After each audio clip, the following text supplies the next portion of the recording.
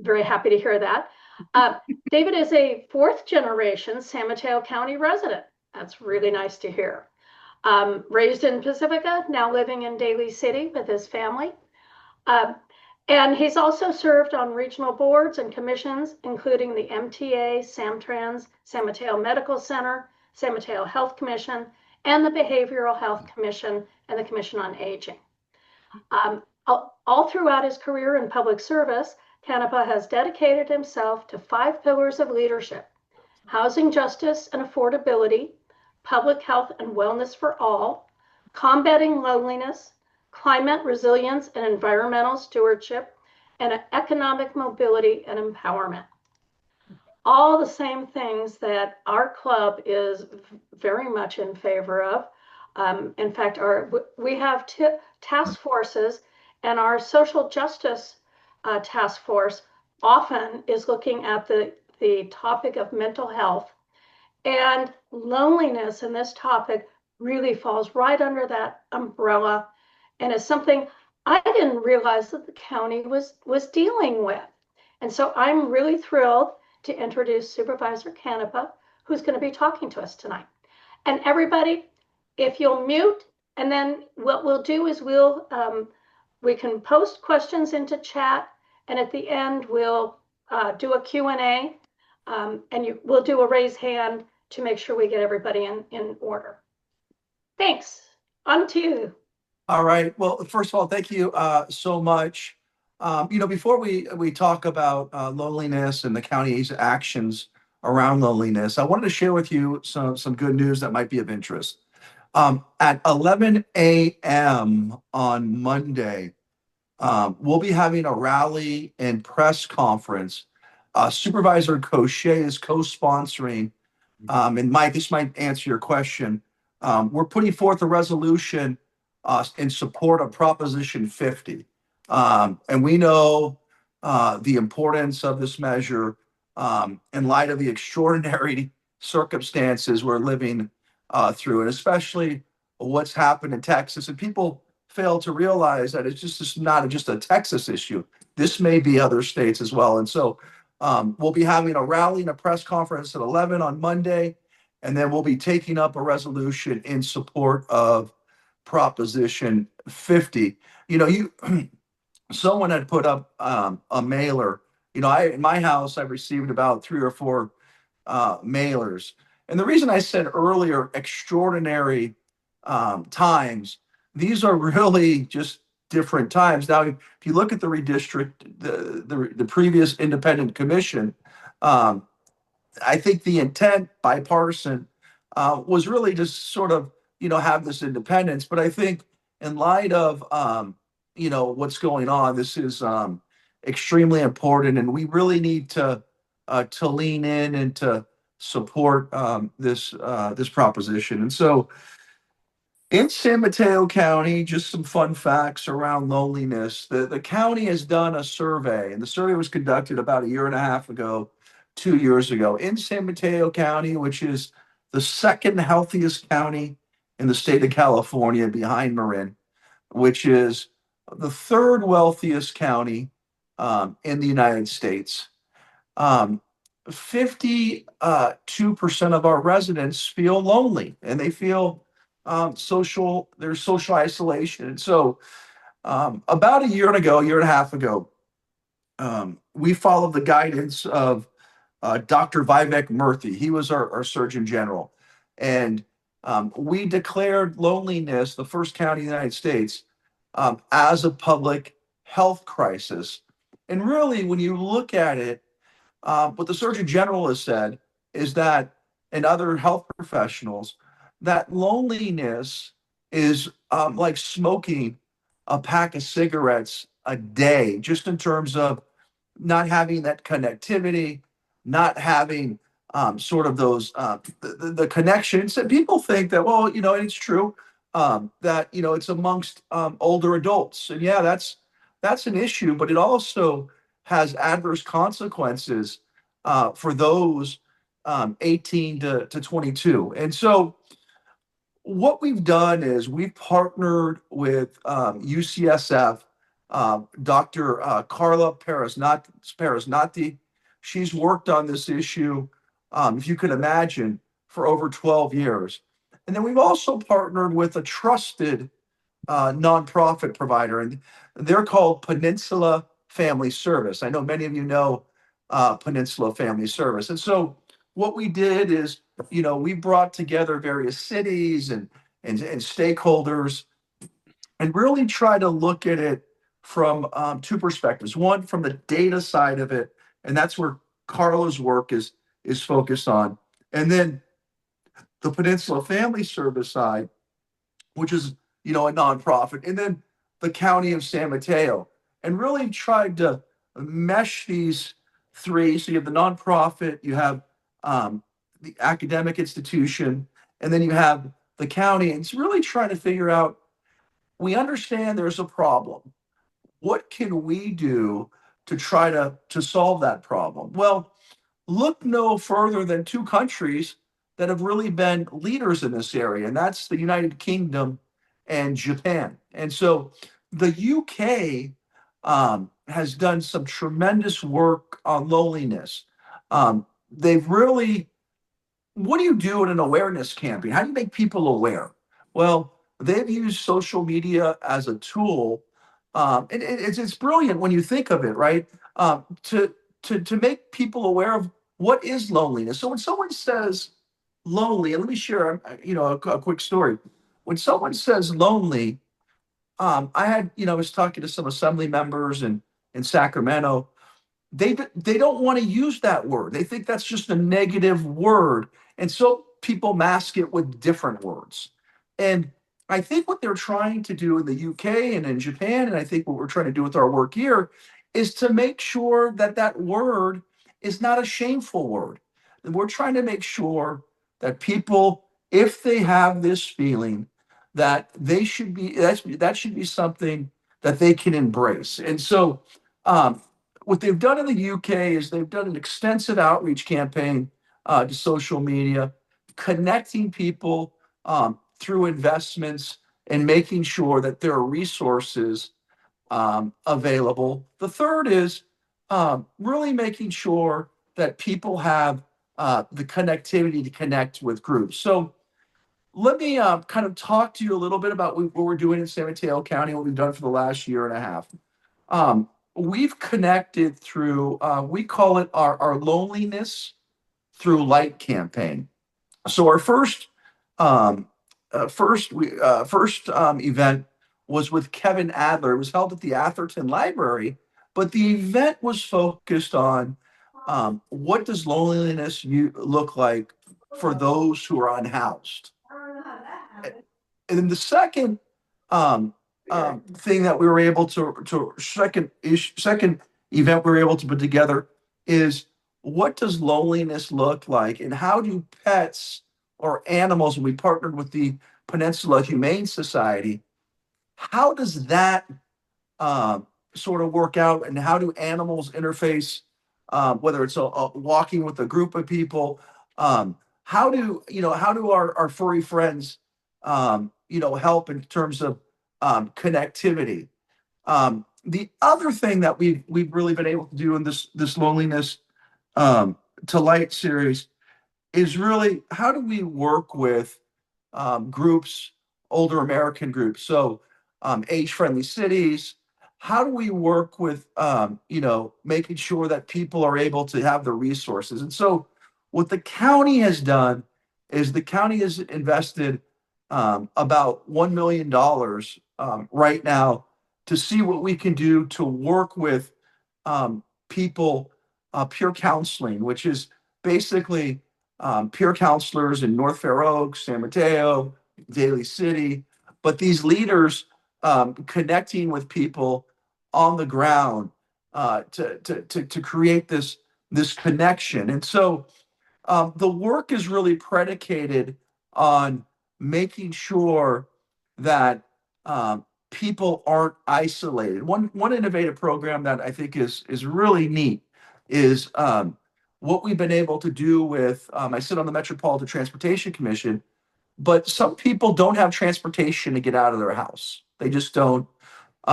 And so, and this isn't just for medical, but it's called Got Wheels. And Got Wheels, whether you want to go to get your nails done, whether you want to, go to a park, no questions asked. You can go anywhere. So it's not just for medical; it's for anything you want.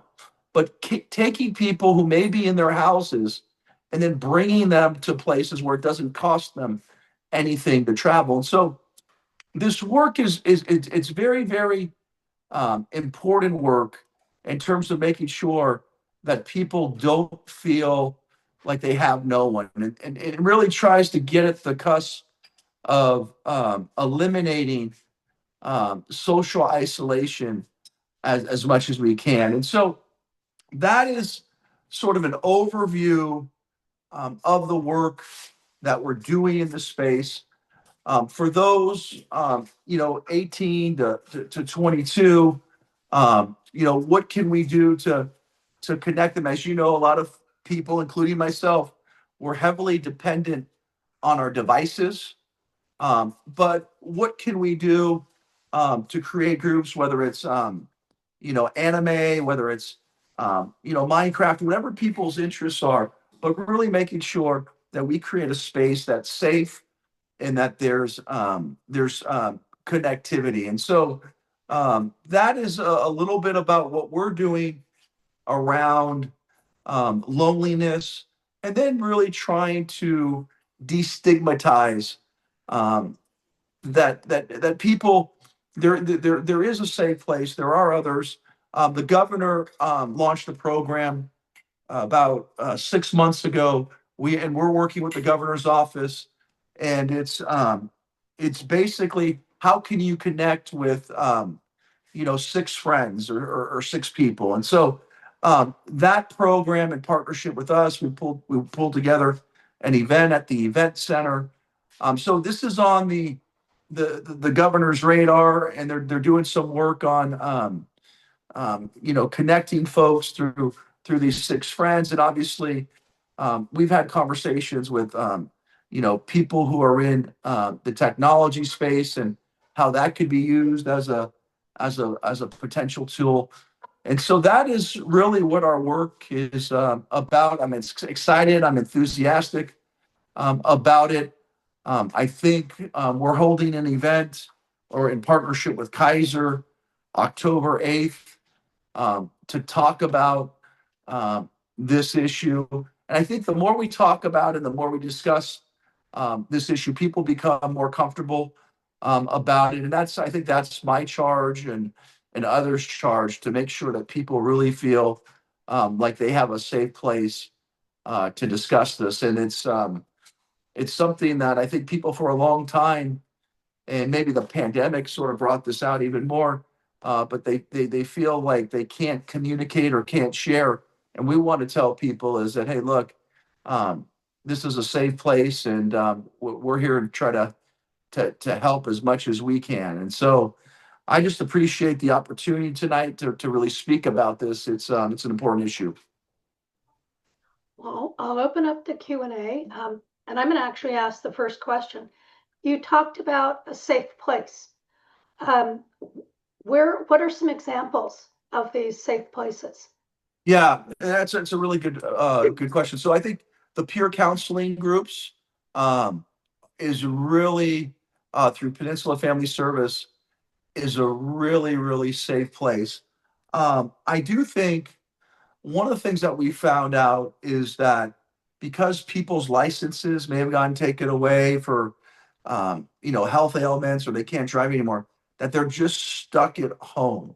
And so that having got wheels or a form of transportation to move people around really gives them a sense of independence and autonomy, and actually has them um, connect with friends if they want to go to a friend's house.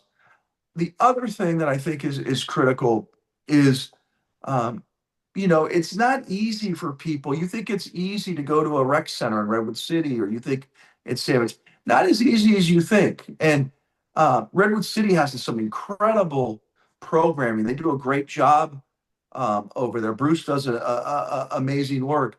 It's safe place. How do we get people to these safe places, and how do we make it fun for them, right? Like, hey, I'm gonna go down and I'm just gonna I'm gonna hang out and maybe I'll play pool today or maybe I'll play pickleball, whatever it is. The issue I think is really what we continue to hear is the transportation piece. And so when we talk about safe places, we talk about these peer groups, we talk about um, rec centers, but that sort of connectivity is helpful. Okay, so it's not so much that's a physical thing, it's more of a connecting. Yeah, I use the word um, connection because um, you could technically meet someone, and it's just how do you find that right? We're all different, right? We all have different interests, but how do you connect with that group, that right group? But even connecting is more important. We've done some work in Menlo Park with the Peninsula Volunteers, and the connection piece and getting them at, like, for example, I think it's called, is it Little House? I think it's Little House, but making sure that we can get people to Little House to sort of collaborate and talk is important to the soul. Okay, thanks. Marshall, next up. Yeah, thank you very much. This is really informative. I'm intrigued about a whole bunch of, I have a lot of questions, but I'll Sure. keep it, I'll pop back in with more. Um, No. but I'm intrigued, for example, by the Got Wheels idea. So my question about that is, how do people that are feeling lonely even know it exists and that it's free for them as a crucial part of it? Yeah, I mean, it's really it's about our trusted partners, right? So working through nonprofits. And one of the things that we've talked about is maybe potentially looking at, is it, serving ads on the internet? Is it running an ad in the Daily Journal? Because sometimes there's a lot of these good programs, and you're right, people aren't aware of them. It's the first, might be for you. Yeah. This is the first time I've heard it, and so how do you get out the message? And so we continue. I serve on the Metropolitan Transportation Commission. They've given, I think, San Mateo County around $700,000, right? And now we're a big county, so we're a large county. That's not going to cover everything, but it is a significant number to get people. I think in terms of the outreach, we got to continue to look at what we can do to improve in that area, I think. And who actually does the Got Wheels? I mean, who does it? Yeah, it's a Drives the really cars. it's a really good question. And so it's local, usually it's local taxi companies, right? Oh, That do that take people from place to place. And so Juno, Sarah Cab is a big partner with us in that. And so that's where it's done. What I'd like to see, um, and it's actually working. So we have, and it's moved in your area. We have Waymo, right? And so I was really against Waymo, but I've sort of pivoted on Waymo. We have a nonprofit here in Daly City called Daly City Partnership, but for the seniors, they offer rides for like a buck or two. I mean, and that was a sort of a negotiate through Daly City Partnership, something we negotiated. But that works, and the great thing about that is I've heard, where people get frustrated, and I give you an example because I served on the health plan of San Mateo. They don't like to wait.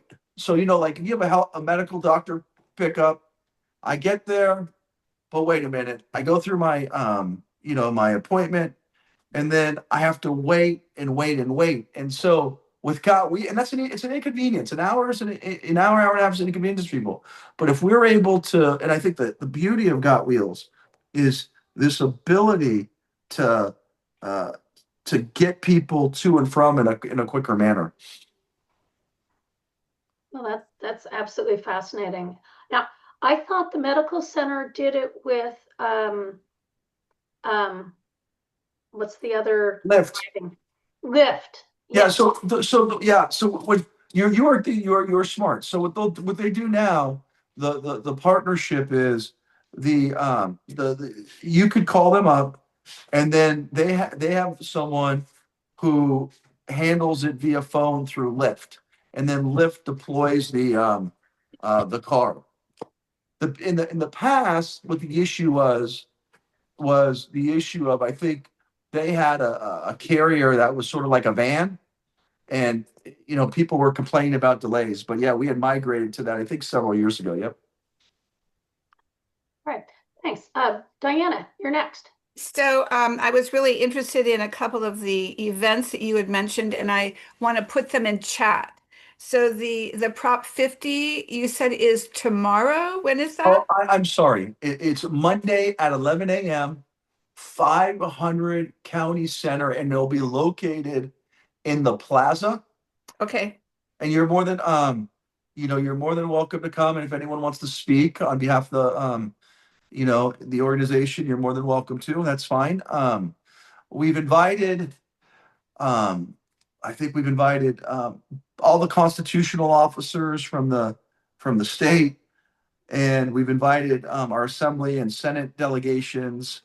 And so I think it's so important. If you could attend, that'd be great. And we have signs. That would be. Hey, hey, Diana, everything happens for a reason, right? Yeah, Everything happens for. exactly. And so then the other one was you mentioned that for this new initiative, there was a meeting at where was that? Was that at Fair Oaks or where was that? Oh, And what oh, they, on the unhoused. well, no, you were talking about there was going to be a Oh, an information meeting. And yeah, what date was that? yeah. So I think what I was referring to at North Fair Oaks, Right? Peninsula Family Service has these peer counselors, as well as they do in other areas. Yeah, this was more of a community meeting. You were indicating that there was a community meeting that What's that? I have October 8th with Kaiser. Oh, yes. oh, Thank you. Kaiser, okay. Okay. Okay, yeah. So thank you very much. Thank you so And what much. time was that going to I be? think it's going to be in Oakland. And so Oh, Oakland. that's going to be, yeah, but that's going to be, I think it's at 11 a.m., but I'll get you the details. Okay, but it's Oakland. Okay. And then the Got Wheels, is there a flyer or something that could be, for instance, our senior center in Redwood City, if we could distribute flyers to the various senior centers, that would be a way for seniors who are involved to be able to take advantage and go through their networks and help with um, just promoting the Got Wheels program. What I'll do is I'll get you the flyer, Good. and we'll push it. It'd be great. I think it'd be awesome to to push it out there. In addition, North Fair Oaks, that site is operated by Peninsula Family Service.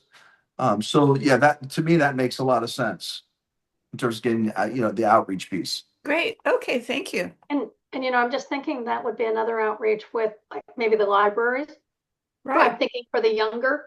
Well, Um, and so we come from different cities. You know that I'm here in Redwood City, but most of us Correct. come from San Mateo and Belmont and other places. So we can help with getting the word out. We just need, to have something in our hands. Yeah, that would be awesome. Let me see what I could do, and I'll get you some information. If you could distribute it to your networks, that would be helpful. yeah, I think that'd be great. All right, Joanne, you've got the next question. Yes. Hello. Hey, Joanne, Hi, David. Good to how are see you? you. Great to see you. You remember me? I know, Commissioner. Yes. Yeah, right.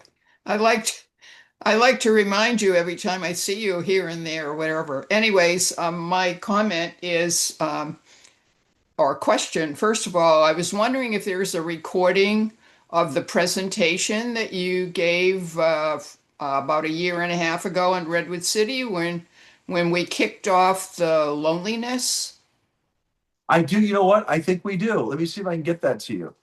Here's the other thing. I'm working now with villages, Pacifica's villages.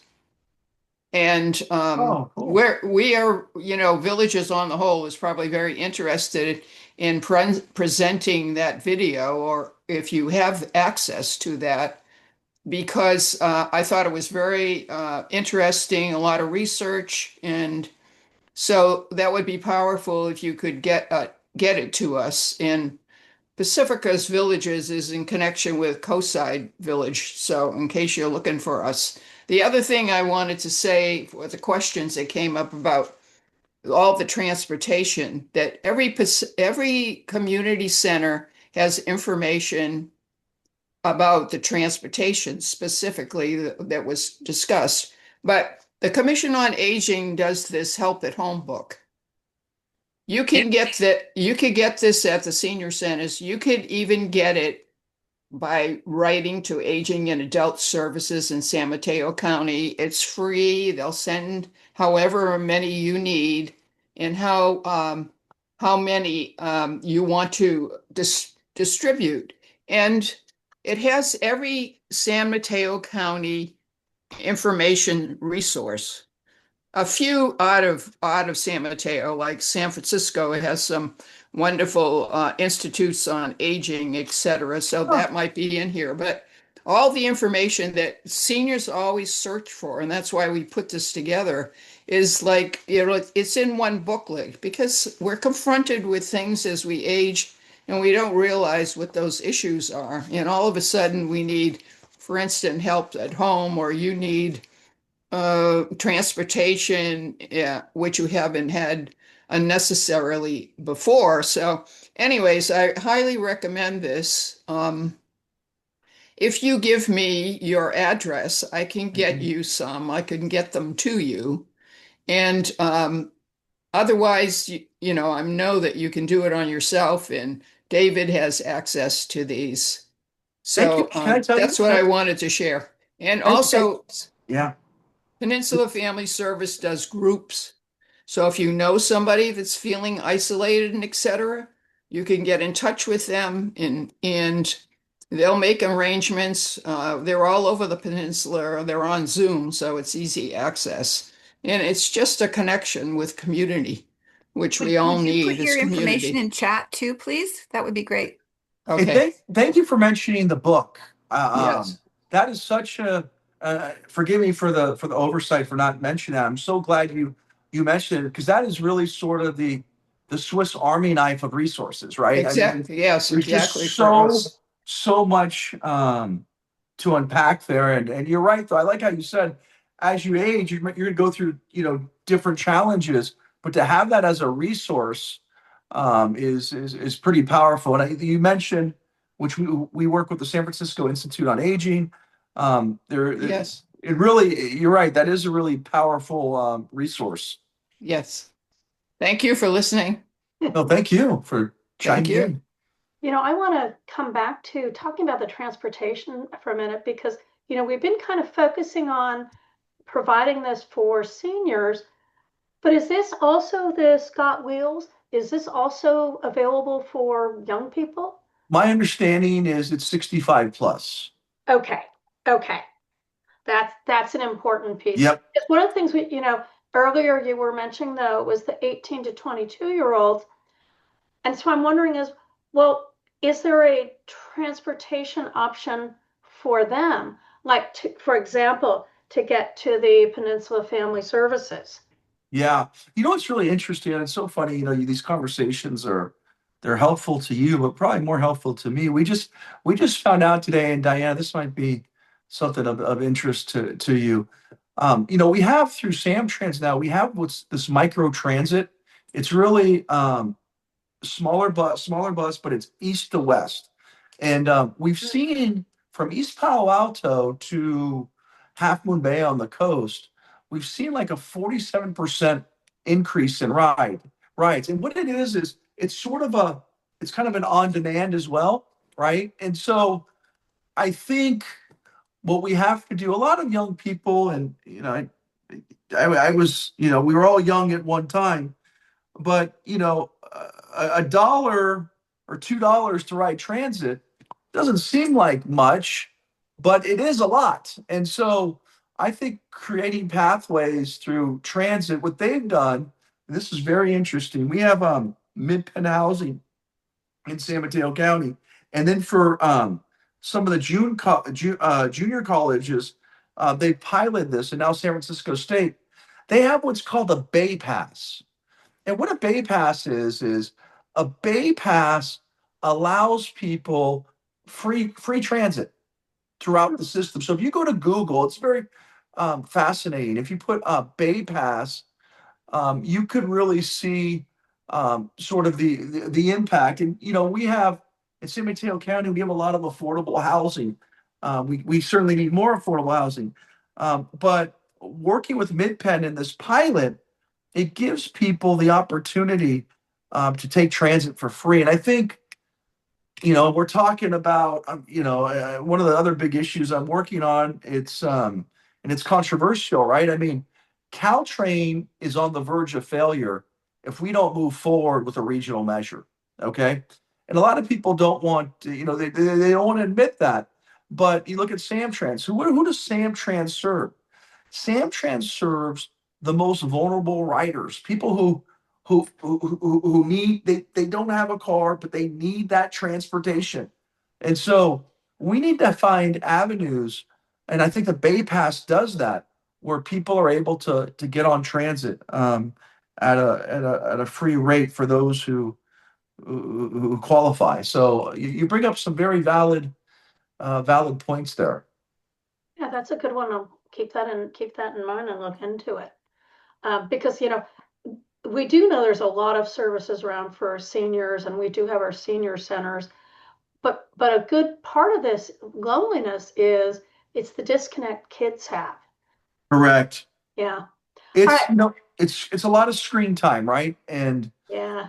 it's before you're out there, maybe you're out just, I don't know, library, park, or just social groups, right? And now it's you can get all your connectivity through your phone, and Right. it's trying to balance that. Well, and before I go back to Marshall, one of the things you were talking about was using social media as the way to get this information out. And I keep kind of going, but wait a minute, isn't social media kind of part of what's creating some of this loneliness? Yeah, it's ironic. It's ironic. On the one hand, you bring up a good point. We're trying to create awareness to reach out to people, right, through social media, Yeah. and then at the same time, it's that social media and going down a potential rabbit hole. And it really is. I understand what you're saying. There's a little balance in it. Yeah. But it's ironic. You're right. It's a useful tool if it's used right, and Correct. can be great. All right, Marshall, back to you. Yeah. So, yeah, I was actually going to pivot to younger people also, because from what we hear, the younger people are suffering, hugely.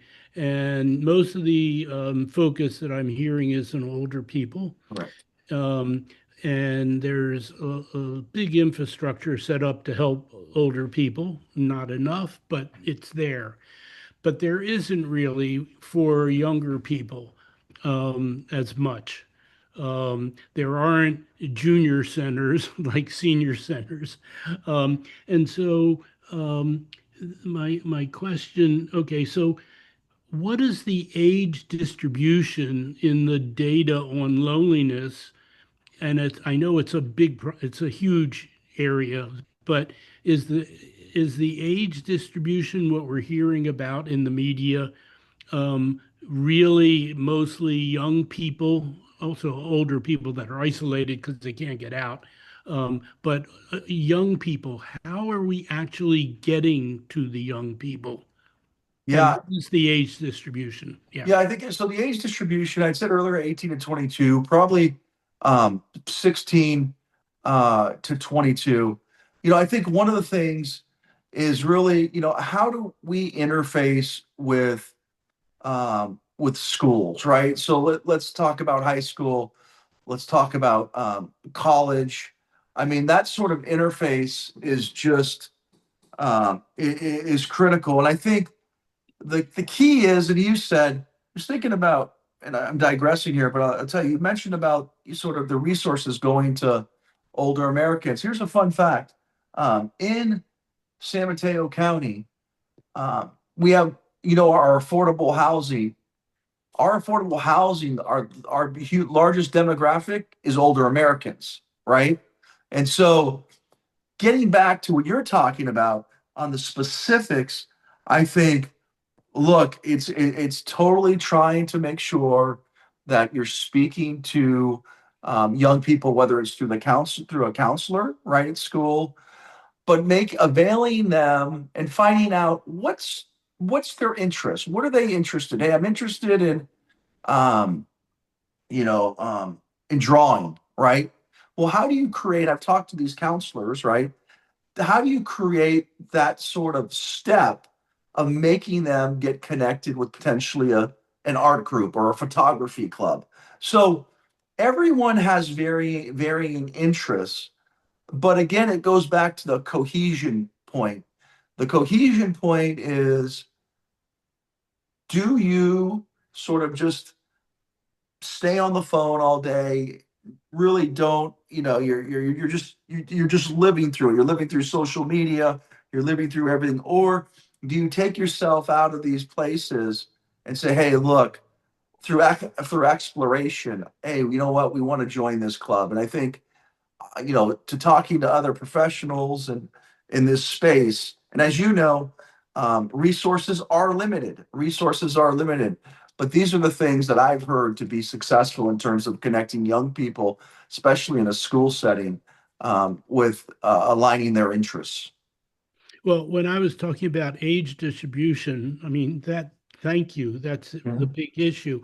But when I referring to age distribution, I wasn't just talking about young people that are Okay. 16 to 22. I was talking about the whole spectrum, Yeah. from 16 to 65. What Yeah. what's the data on that? Because the 16 to 22-year-olds have 5 years ago have aged out of that. They're now Correct. the 22 to 30 year Correct. olds and so on.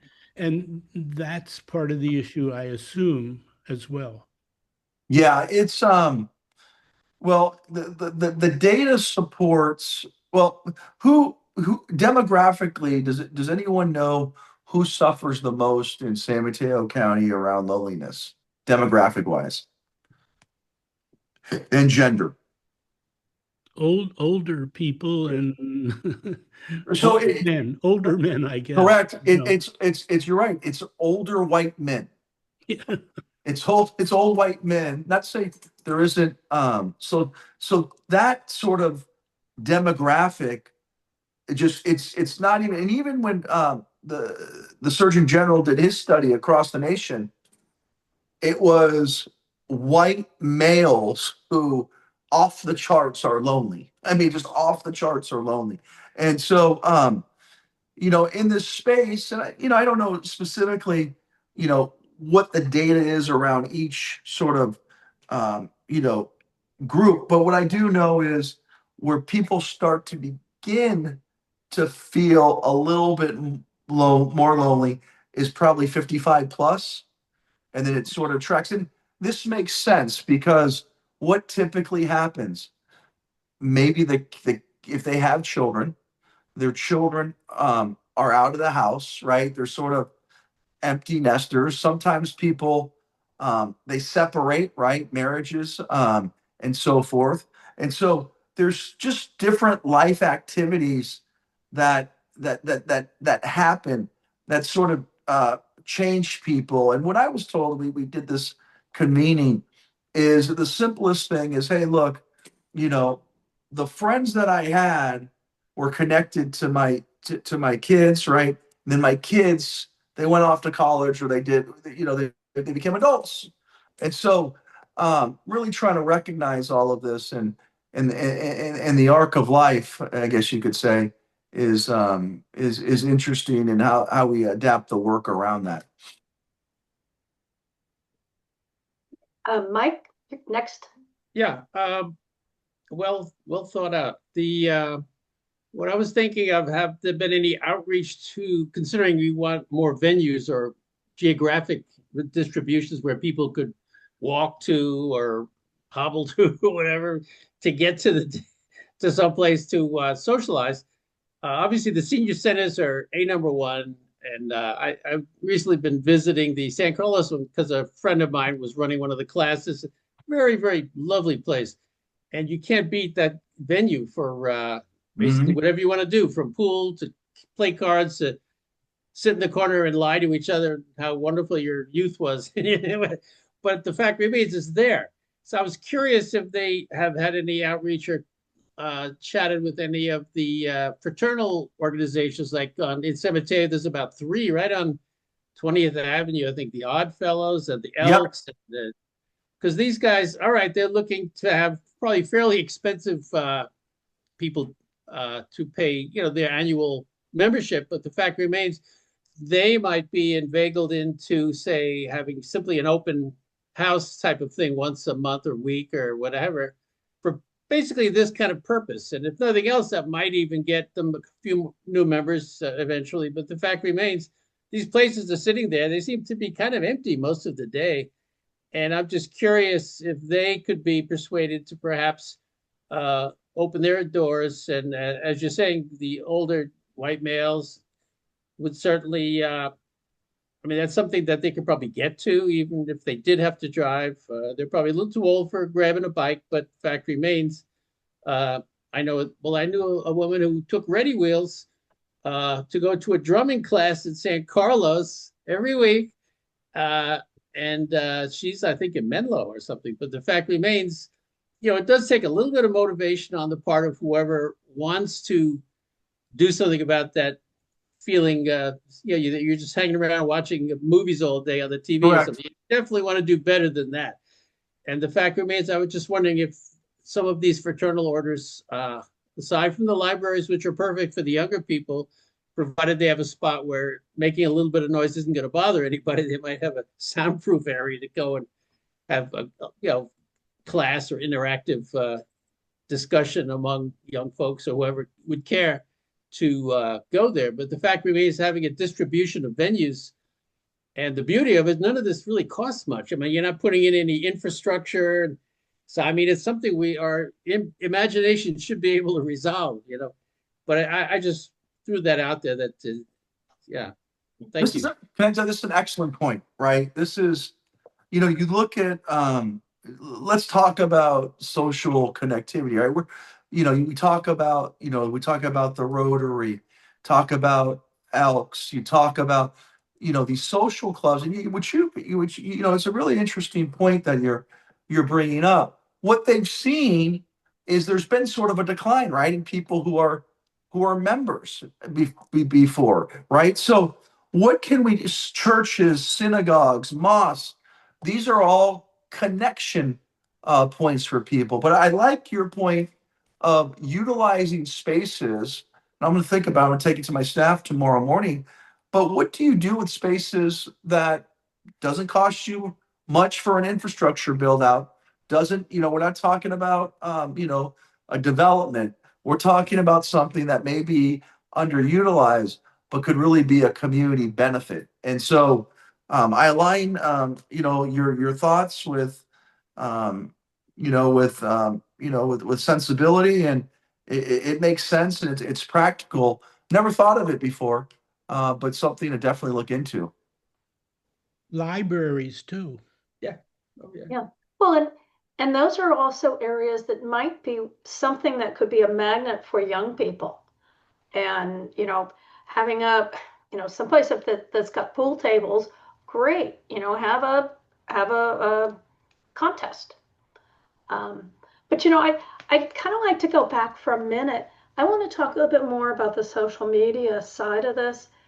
And in all the research that was done, what impact did the research find of Yeah. social media creating, and and then COVID, the pandemic, Yep.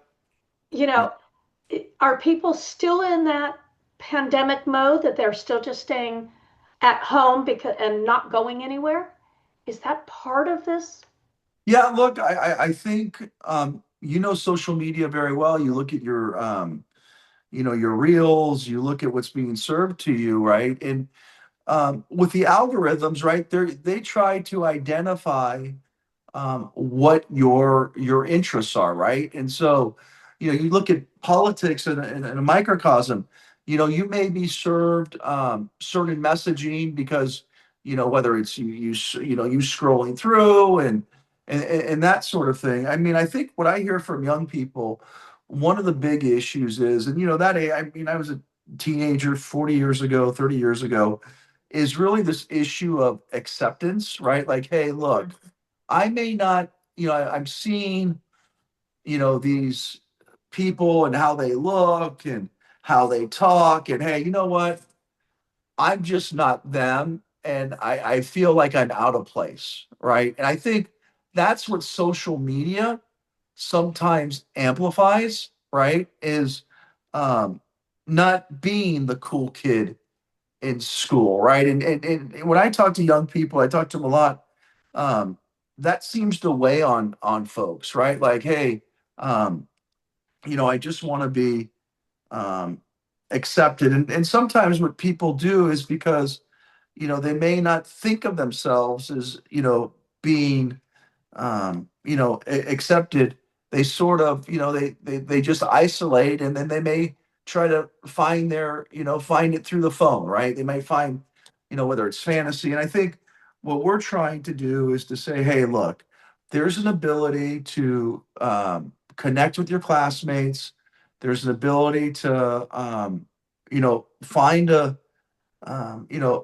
group that you're a part of. And what we found out, and this is not me, but through so you know through data, is that conversation, talking to people in person, um, it helps. It helps to alleviate isolation and people.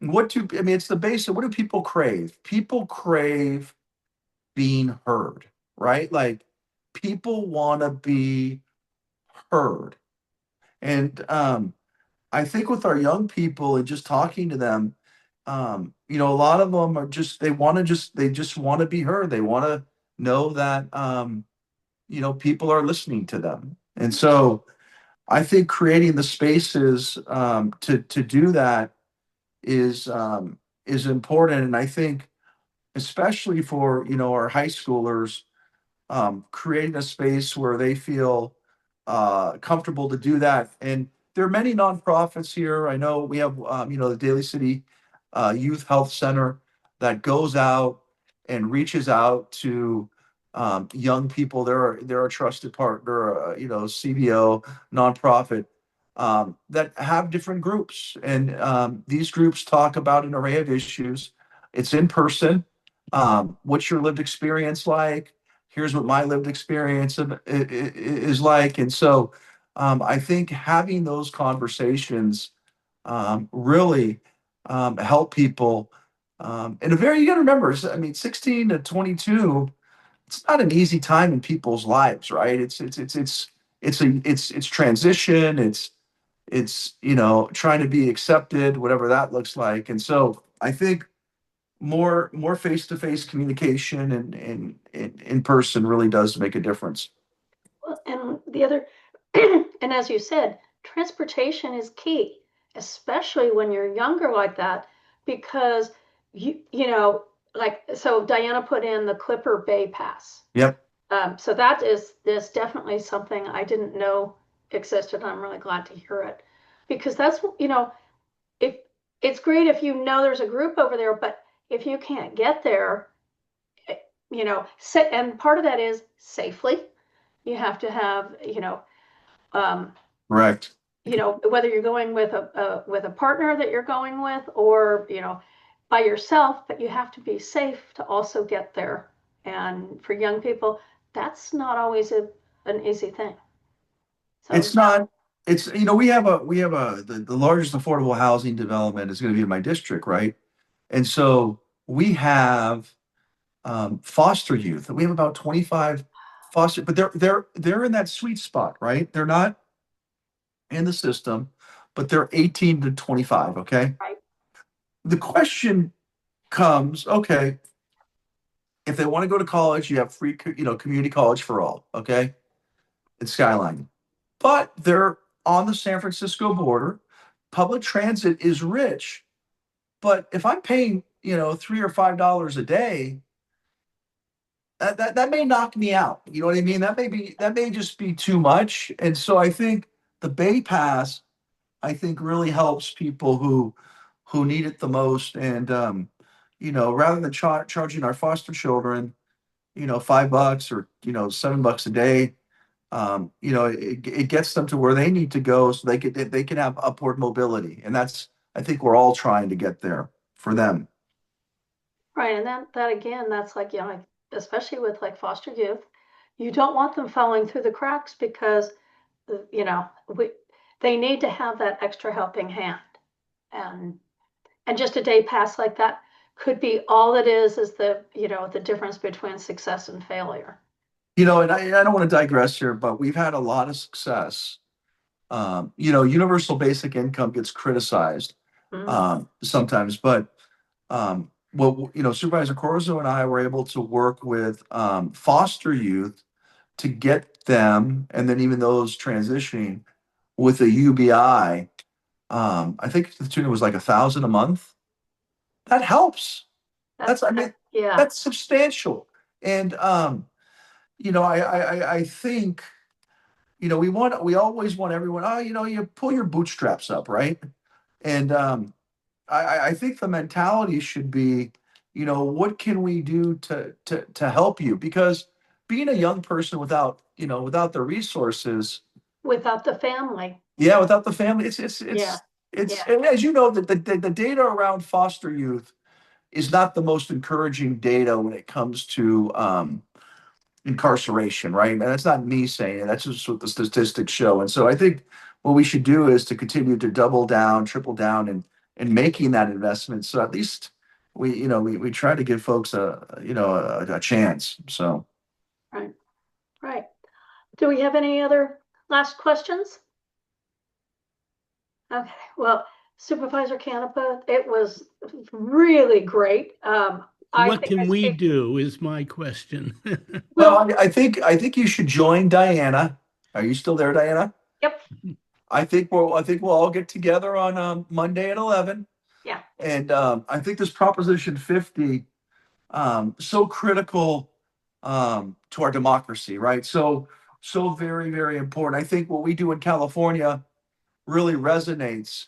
And so us standing up together collectively is really going to empower and encourage other states to join us if this in this movement. And um, remember we did the No Kings. We were I was in the northern end of the county in Brisbane.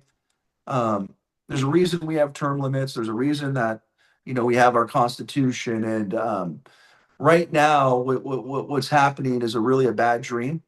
But I think the resistance is important to make sure that we're able to make people understand. And that's why you see them, you see these rallies increasing in numbers because people know that Donald Trump is a real threat. And this is what we do. And so hopefully on Monday you could come. yeah. I'm going to actually make a plan. Got it on my calendar now. Um, Thank you so much. It's been great, and we've also, I took notes on a couple of things about getting flyers to the senior centers and libraries. And Prop 50 is a good time to get the youth involved too. A, are they registered to vote? And B, good time to get out and help with the campaign.